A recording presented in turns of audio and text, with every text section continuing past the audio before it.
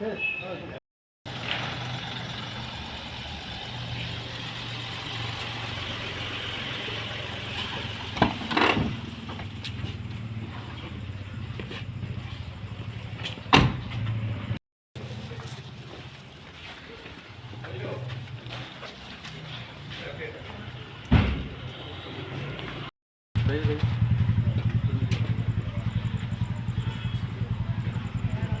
খবর আসে যে পাচারকারীরা কিছু গাঁজা নিয়ে বর্ডারিং এলাকাতে একত্রিত হয়েছে।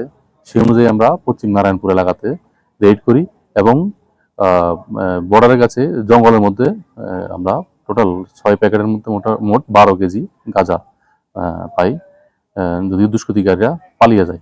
এইবার আমরা একটা মামলা নিয়েছি এবং এ ব্যাপারে তদন্ত করছি। আনন্দ আর ভালোবাসার দীপ্তিতে গড়া সমুজ্জ্বল পরমা, ঠিক তোমারই মতো। শ্যাম সুন্দর কোম্পানি জুয়েলার্স, আগরতলা, উদয়পুর, ধর্মনগর, কলকাতা।